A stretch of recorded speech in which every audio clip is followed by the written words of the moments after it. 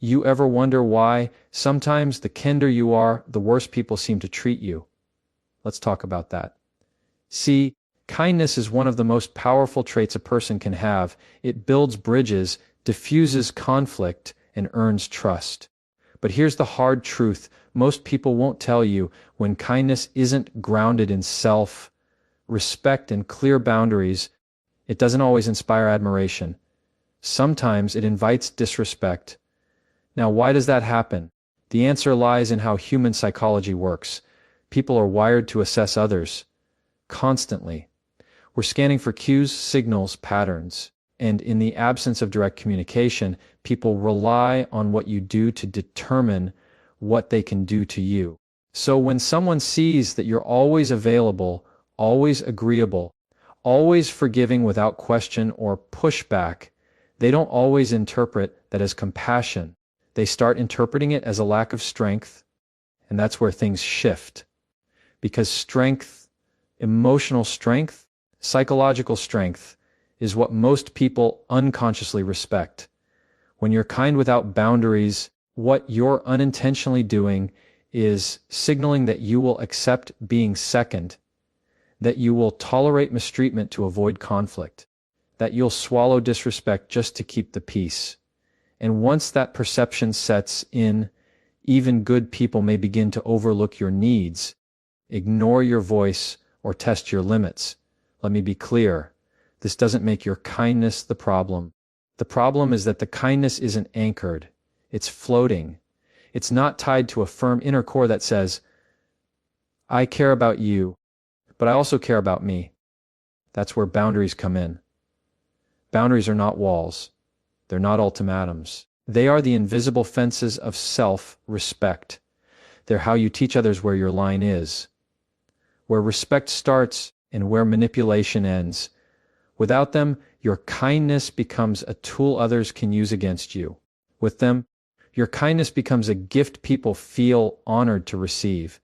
Let's make it practical. Think about the person who's constantly saying yes to every request, every demand, every ask. Whether at work, in a relationship, or with family, over time what happens? People start expecting that yes, they stop appreciating it. And more dangerously, they begin to assume you don't have anything more important going on, that their time matters more than yours.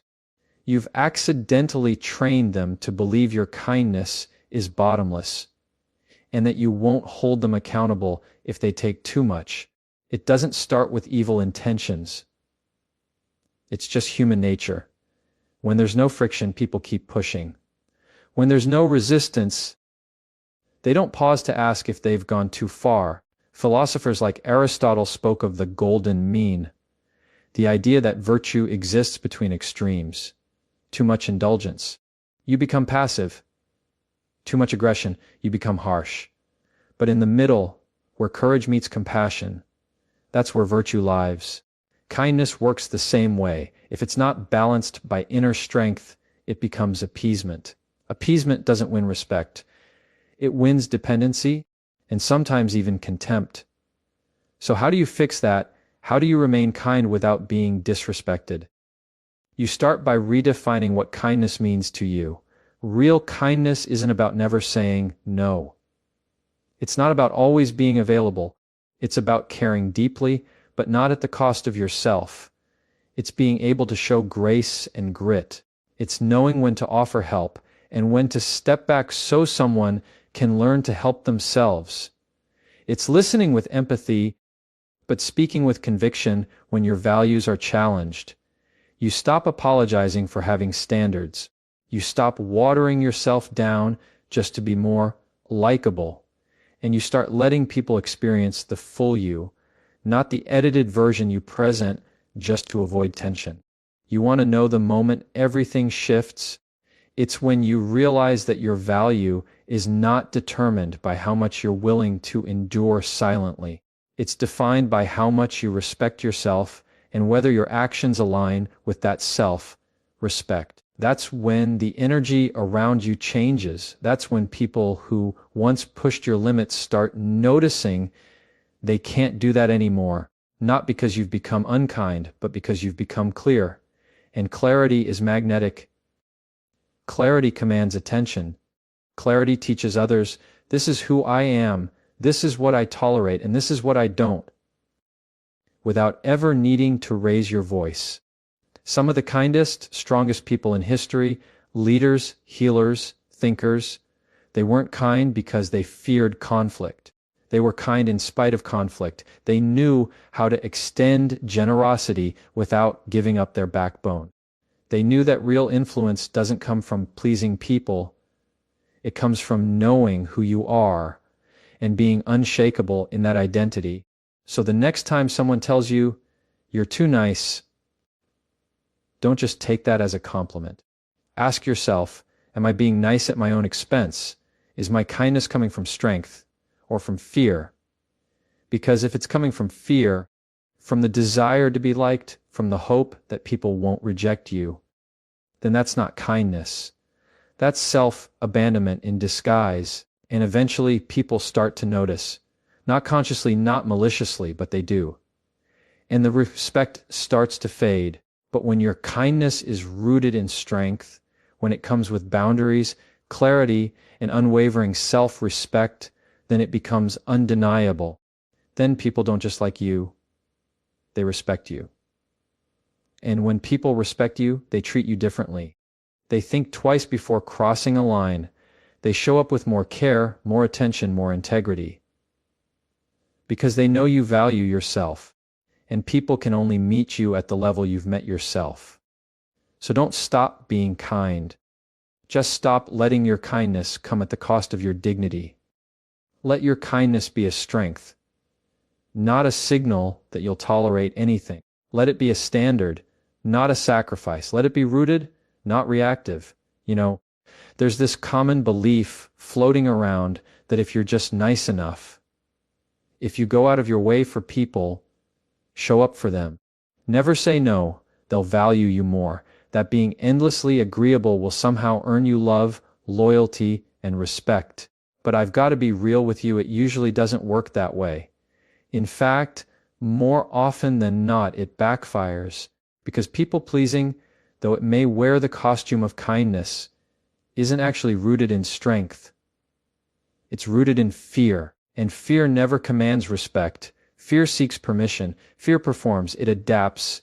It compromises core needs in exchange for temporary approval. And over time, people start to sense that. You see, when you're constantly trying to please everyone, you're actually sending a subtle but powerful message. My value is based on your reaction to me. My peace depends on whether or not you approve of me. My boundaries are flexible if it means I get to avoid tension. That kind of energy doesn't inspire trust. It doesn't create healthy dynamics. What it does is make people feel like they can take from you without limit. It's not that people consciously want to disrespect you.